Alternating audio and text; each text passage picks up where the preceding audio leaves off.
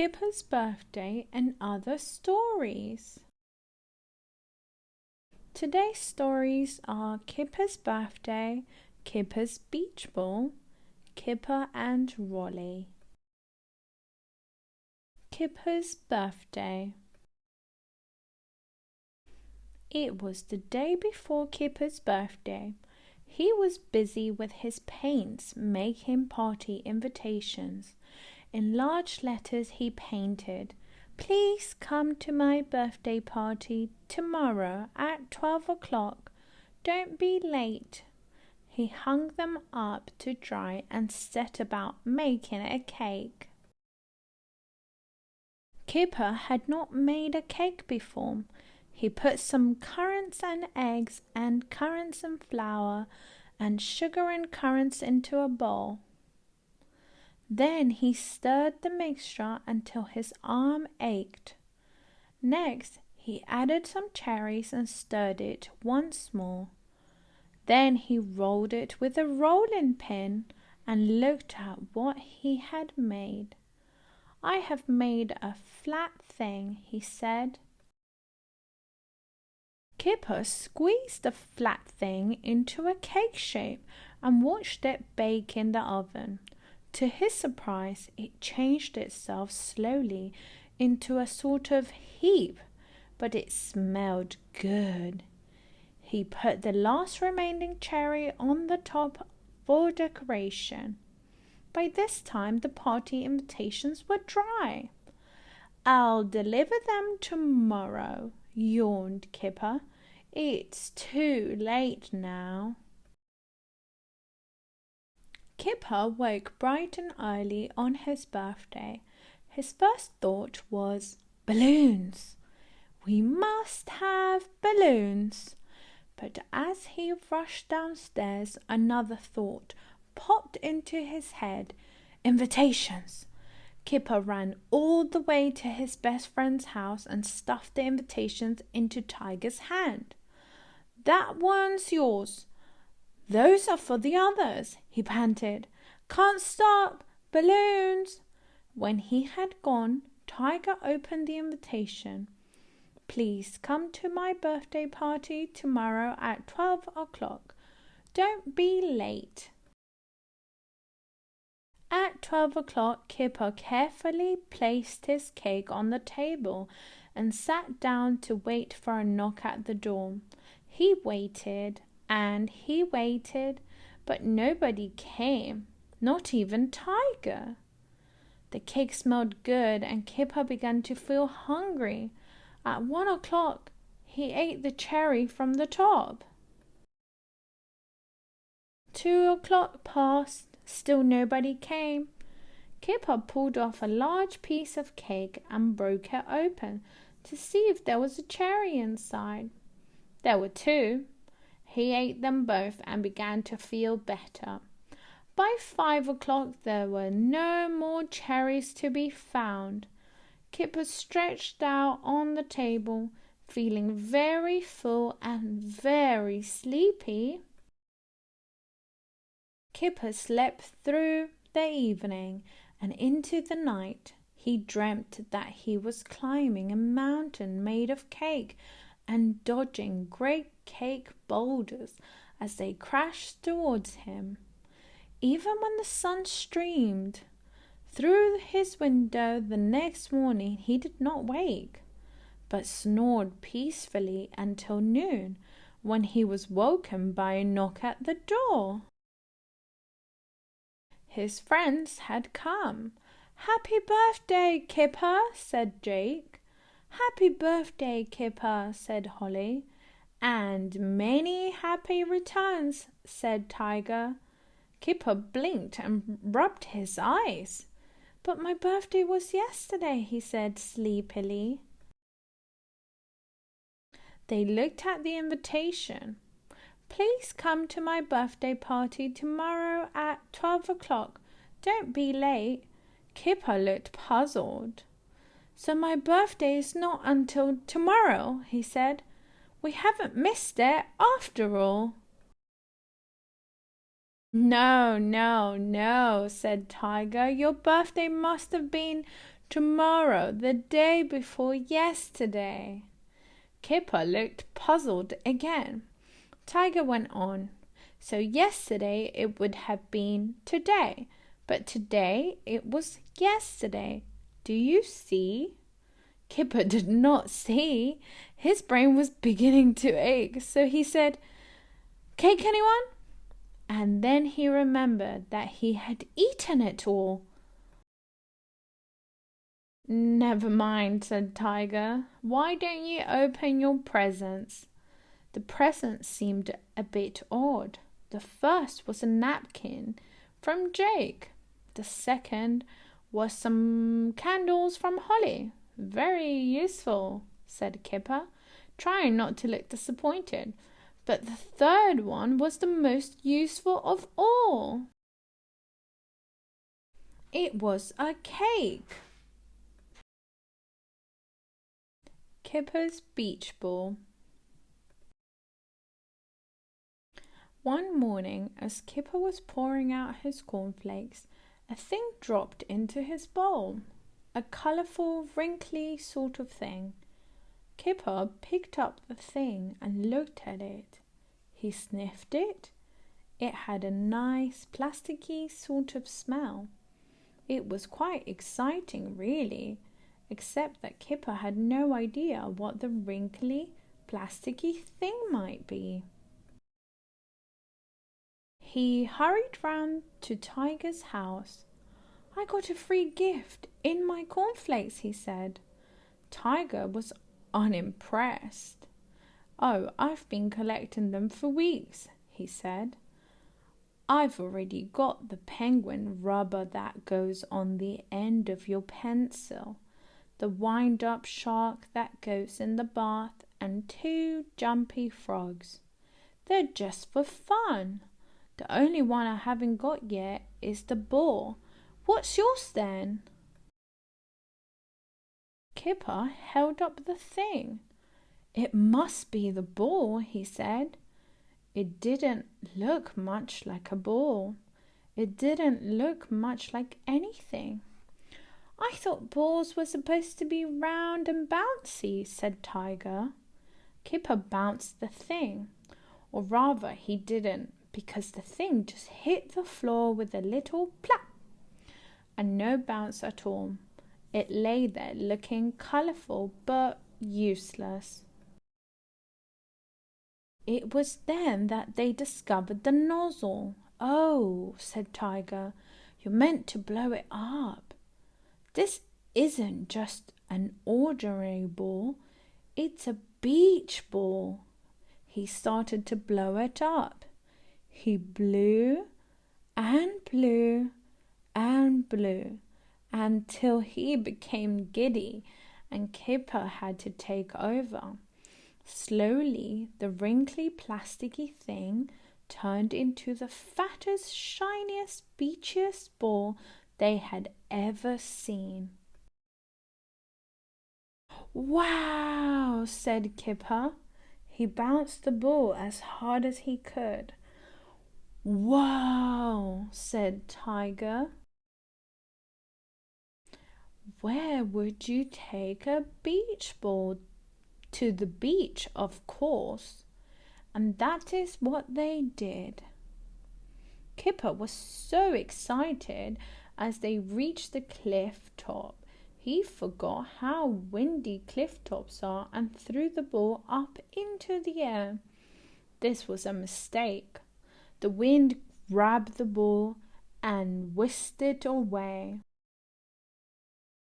It sailed high out over the beach, circling in the air, making the seagulls squawk.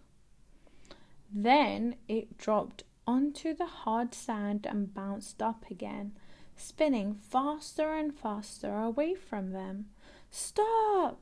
Called Kipper, chasing down the cliff steps, but the ball rushed away. It looped and bounced and skidded along the beach, knocking the top of the sandcastle. And just as it seemed that it would never stop, The sea grabbed it, and for a moment it stopped spinning, as if to catch its breath before a wave swooshed up the beach and sucked it out into the surf. "Come back!" shouted Kipper. But by the time Kipper and Tiger reached the water's edge, the ball was bobbing far out among the waves. "Come back!" And strangely, the ball seemed to do as it was told. For at that moment, a great breaking wave came looming up behind it, flicked it up onto its nose like a seal, and began bringing it back to the beach. "It's coming! It's coming!" screamed Tiger. "Get ready, Kipper!"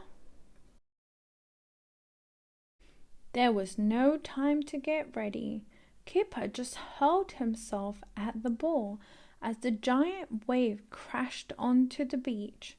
He grabbed and disappeared in a great splash of foam and water, but over the sound of the waves, and of the tumbling of the pebbles, and of the bubbling of the water in his ears, Kipper heard another sound, a faint pop, and he felt something collapse underneath him.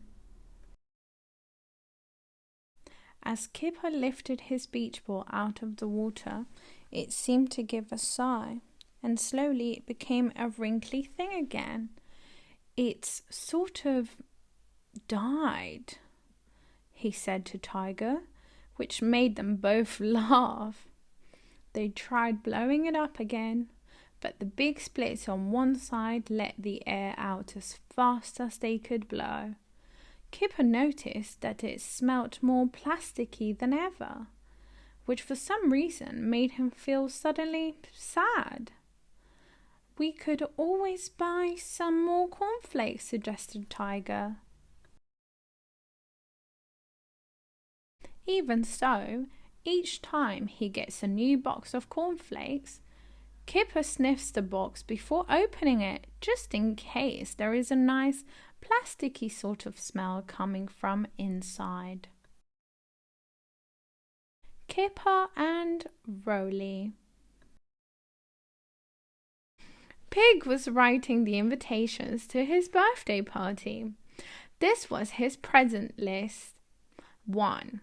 A pet, like a rabbit or a guinea pig or something. 2. A little mouse or a gerbil. 3. Anything else, but mostly I would like number 1 or number 2. He put the names on the envelopes and wondered what kind of pet he would get. When Kipper's invitation arrived, he read it and rushed off to the pet shop to choose a pet for Pig. The rabbit, too sleepy.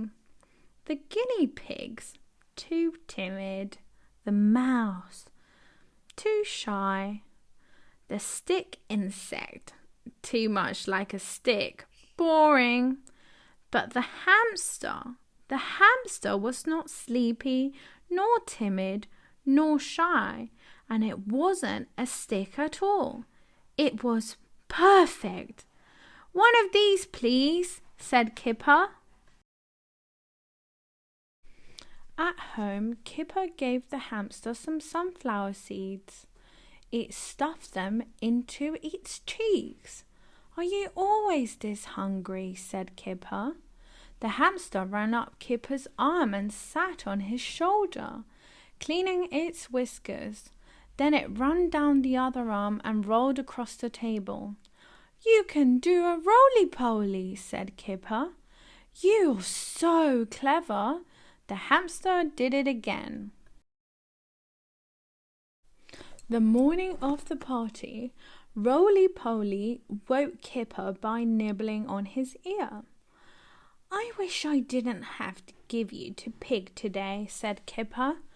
At breakfast, Kipper began to think that maybe he would keep Roly and buy a rabbit for Pig instead.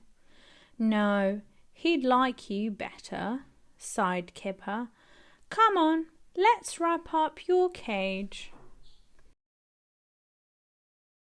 Kipper got out some scissors and some sticky tape and unrolled a roll of wrapping paper. Rolly ran into the cupboard tube and popped out at the other end, making Kipper giggle. Then he slid all the way down the tube and rolled across the floor, making Kipper giggle again. It gave Kipper an idea, a big idea. This was Kipper's big idea. It took him ages, but it worked perfectly. "You're the best birthday present ever," said Kipper as Rolly dropped into his paws. It was then that he remembered Pig's party. Kipper rushed off to Pig's house. Halfway there he met Jake and Tiger, coming the other way. "Where were you?" said Tiger. "The party's over." But Kipper wasn't listening. He was thinking about Roly-Poly. "I can't stop," he said. "I don't think he likes it in there very much." Jake and Tiger began to giggle. "Oh no, not another one," said Tiger.